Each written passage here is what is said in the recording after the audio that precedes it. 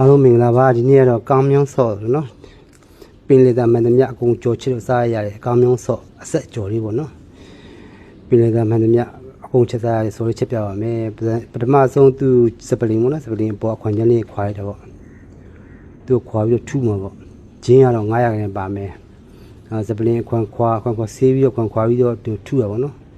ထူပြီးတော့သူဒါနဲ့ပပလေးမှာပါဒါပဲငယ်ပြီးပေါ့နော်ပဲငယ်ပြီးက2မျိုးရှိရပေါ့ကြက်တဲ့ဟာထည့်ရပါတယ်ဒါထည့်လဲရတယ်နောက်တစ်မျိုးရှိသေးတယ်ပဲငယ်ပြီး900ခန့်ထည့်ပေါ့နော်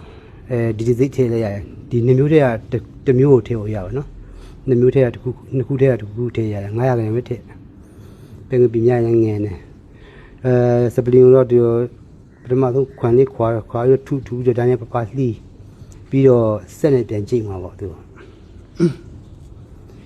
စပလင်ရဲ့ပြီးတော့ချက်တန်ဖြူရဲ့ချက်တန်နီရဲ့ဂျင်းရဲ့ပဲငယ်ပြီးရဲ့ဒါလေးပထမဆုံးရင်ကြည့်မှာပေါ့ချက်တန်ဖြူက2ကီလိုနော်2ကီလို3ကီလိုထည့်ရပါတယ်ဘာမှဖြစ်ပါဘူးဒီကောင်ကြီးကျတော့အချိုတွေဆိုတော့လေချက်တန်ဖြူကထုတ်1ကီလိုထုတ်2ထုတ်ထည့်ရပါ2ကီလိုပေါ့ဒါချက်တန်နီအလုံးလေးပေါ့နော်ဒီအလုံးလေးဒါကတော့2ကီလိုပေါ့3ကီလိုထည့်လဲရတယ်သူကအချိုတွေလေဘာမှဖြစ်ဘူး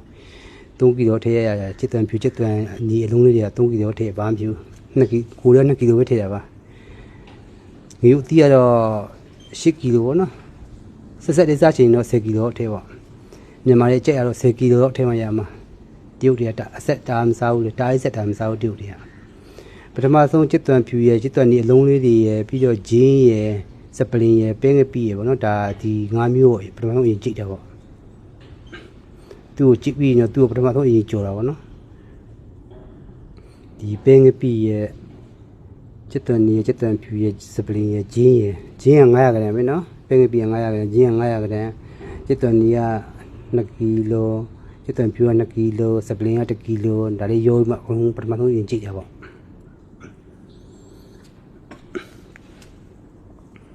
ဒါကတော့ပင်လေသာပေါ့နော်ပင်လေသာမှန်တယ်မြတ်ကိုကြော်ချက်စားကိုယ်ဆိုင်မှာတော့တအားရောင်းရတယ်ဒီဆော့ကတစ်ပတ်မှာ3-4ရက်တော့ပုံမှန်လုပ်ရတယ်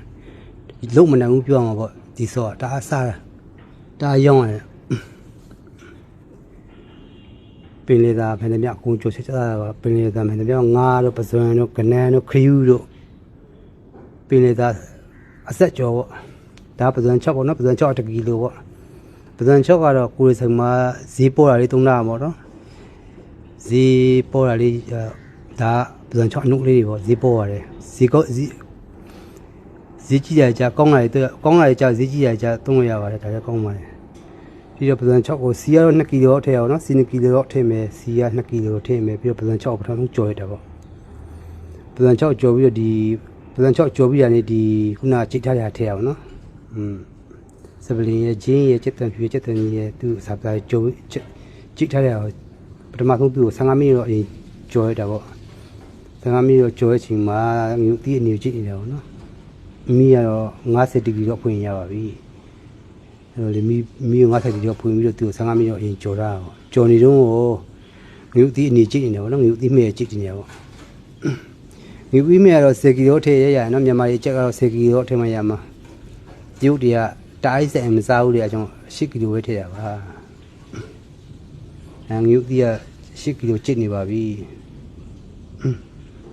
ဒါတော့ပင်လေစာမှန်သမျှအကုန်ချက်စားရရတယ်နော်ကျွန်တော်ဆိုင်မှာလုတ်မနိုင်ဘူးဖြစ်ပြောရမှာပေါ့ဒီဆော့ကတော်တော်လေးကိုစားရဒီဆော့ဒီမှာတော့ကောင်းမြောင်းခေါ်ပါတော့နော်မြန်မာတော့ဘယ်လိုခေါ်လဲမသိဘူးငုတ်တီးကြည့်ပြီးသားထည့်ပါမယ်ကြည့်ပြီးထည့်ပြီးတော့သူ့ကိုအနည်းဆုံးတနာရီနီး45မိနစ်တော့ချက်ရတာပေါ့နော်ဟင်းချုံမော1ကီလိုထည့်မယ်ဟင်းချုံမော1ကီလိုထည့်မယ်ပြီးတော့ကာလီမှုန့်နော်ကာလီမှုန့်ကဒီလိုအနီအောင်လေးနော်ဒီအနီအောင်တစ်စိတထုပ်ကို300ခန့်ရှိတယ်3ထုပ်ထဲမှာပေါ့နော်တထုပ်ကို300ခန့်3ထုပ်ဆိုတော့900ခန့်ပေါ့ကာလီမှုန့်က900ခန့်ပါမယ်ကာလီမှုန့်ကအဝါရဲ့အနီရှိနော်ဒီလိုအနီလေးပဲကောင်းတယ်အနီလေးကြအယုံလဲလှရတယ်ပြီးတော့ထညက်ခဲပေါ့နော်ထညက်ခဲက900ခန့်ပေါ့ထညက်ခဲမရှိရင်တကြားထည့်ရတယ်နော်900ခန့်ထည့်ပါပြီးတော့ပြင်းတော်သိန်းရွက်ကတော့200ခန့်300ခန့်ထည့်ရပါပြီပြင်းတော်သိန်းရွက်ကတော့200ခန့်ထည့်ရပါပြီဒါအများကြီးပြီးတော့ဒါဟင်းချက်တဲ့အရက်ပေါ့နော်ဝိုင်ပေါ့ဟင်းချက်ဝိုင်ပေါ့ဒါထည့်ရပါတစ်လုံးဟင်းချက်တဲ့ဝိုင်တစ်လုံးထည့်ရပါ ပြီးတော့သူ့တနာရီနီးပါးကြော်ချက်ရတယ်နော်45မိနစ်တော့ချက်ရတယ်45မိနစ်တနာရီတော့ချက်တော့စီပြန်တော့ချက်ရတာသူစီပြန်တော့ပြီဆိုတော့စီပြန်တော့ပြီဆိုလို့ရှိရင်သူအေးနေထုတ်ပြီးတော့အေးခံပြီးတော့အေးနေထုတ်ပြီးတော့တင်းလာတာပေါ့နော်ဒါမှအော်ဒါလာမှလို့တော့လက်ခက်အိမ်မကြော်တာပေါ့